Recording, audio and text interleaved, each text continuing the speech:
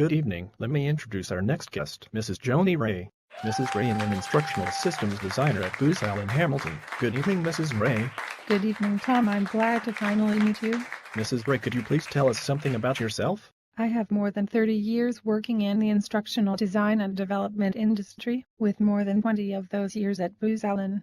I work almost exclusively on projects for foreign militaries and, as the curriculum team lead in the Booz Allen, Florida office, I support a group of instructional designers and developers, technical editors, multimedia developers, and desktop publishers. Can you please tell us how you became an instructional designer? I became an instructional designer completely by accident. After applying and being accepted for a position, I began work as an administrative assistant for a small company that worked on U.S. Navy contracts. My manager asked me, "Do you know how to write objectives? Have you thought about it?" I accepted the challenge and became an engineering research assistant for the U.S. Navy Cryptographic School. There I rewrote 4 to 5 different courses and thought the work was fascinating. It felt like I was home. That was 1981, and I've been in the ISD career field ever since, 30+ years now. Describe your educational background. What formal and non-formal educational experiences have you had in the area of instructional design? What other non-instructional design degrees or training have you had that help you in your work? I always thought I wanted to become a teacher, and I attended and graduated from the University of West Florida with a bachelor's degree in English education, with a focus on secondary education. After graduation, I took the required continuation training coursework to keep my teaching certificates current and thought about obtaining a master's degree in education. However, I had a change of heart and came to the self-realization that teaching was not the way forward for me. Prior to joining Booz Allen, I was an education specialist at thcole and a senior training specialist for OIO Corporation. Do you follow the ID model, or other formal model of ID? Please describe your ID model. Are there any parts of the model that you shorten, or perhaps don't always follow? During my 30+ years of ISD, I've exclusively worked on designing and developing U.S. and foreign military course curriculum and, as such, predominantly used the ADDIE model, which is an acronym for Analysis, Design, Develop, Implement and Evaluate. ADDIE first appeared in the mid-1970s and was created by the Center for Educational Technology at Florida State University for the U.S. Armed Forces and has matured to become one of the best and most recognizable processes in ISD. All 4 branches of the U.S. Armed Forces use the ADDIE model in one variation or another, so suffice it to say, I use it too. Describe your overall approach to instructional design. Do you generally find yourself following a linear or iterative process? It's not neither or, it's both, and there are many ways to accomplish ADDIE. It's easy to adapt. Please explain. I never strictly follow the traditional ADDIE linear model, where the output from one phase of an ISD-driven project must serve as input for the next phase. An experienced instructional designer can repeat components of the model as required and further expand upon each component. I use a revised ADDIE model, where evaluation is conducted during all phases of the model, to include the evaluation phase. Could you please describe the importance of the analysis phase?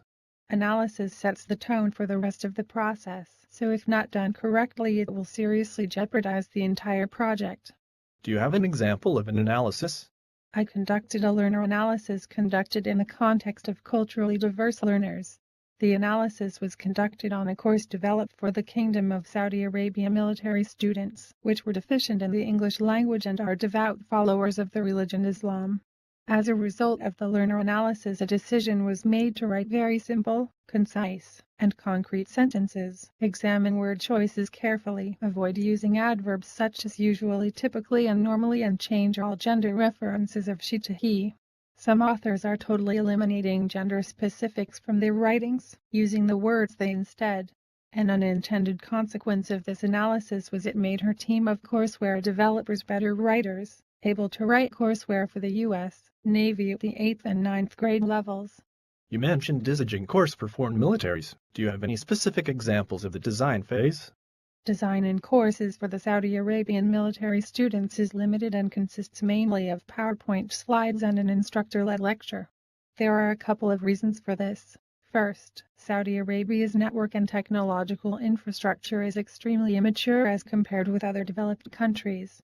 It is nearly impossible to develop online instruction of any significance where technology is either limited or unreliable. Secondly, most Saudi Arabian students have English as a second language, so therefore a behaviorist learning theory is applied. Putting a human being in front of non-English speaking students is effective in this environment because direct instruction has one of the strongest evidence of yielding educational benefits. What is your primary role during the development phase? During the development phase, I lead a group of functional SMEs consisting of 2 desktop publishers, 1 curriculum developer, 1 graphic artist, and 1 instructional designer. My typical responsibilities include quality assurance once the instructional map is laid out, and checking progress with developers and SMEs once the curriculum is built.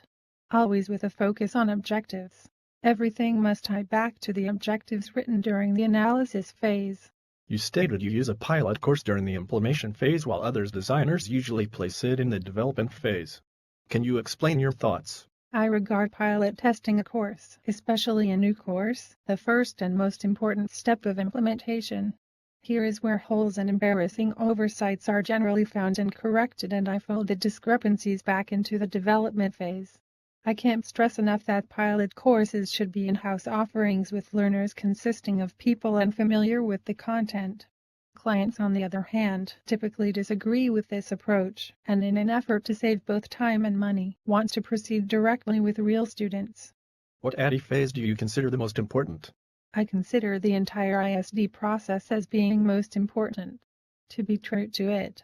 To follow it. However, if I had to pick just one component as being the most important, it would be the evaluation phase. Evaluation touches every other phase. It's important with each step. During evaluation, it's important to ask yourself questions such as, did I ask the right questions? Did I catch everything? And to take a very hard look at your analysis and design. I see my role in the evaluation process as setting expectations, then exceeding them by maintaining a macro-level, 31,000-foot view of everything, not in the weeds where one could lose focus of the bigger picture.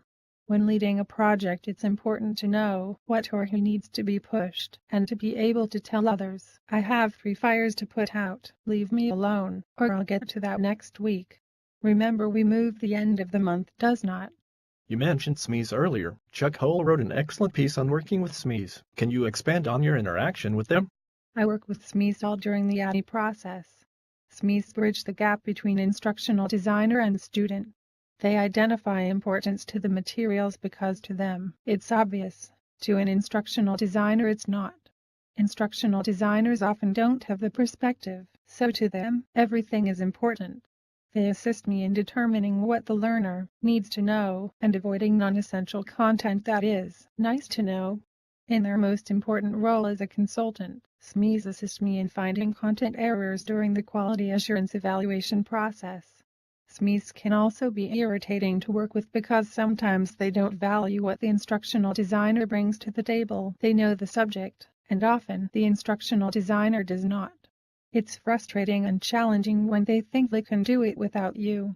What do you think is the major influence affecting the instructional design career field moving forward? The increasing amount of multimedia choices available are changing the role of the traditional instructional designer. The functional SMEs discussed earlier, desktop publishers, curriculum developer, and graphic artist, are growing in importance. These individuals work in each and every process stage due to the fact that each stage has a product deliverable. I wholly anticipate their workload to increase. Do you see technology used differently between the U.S. government and the private sector?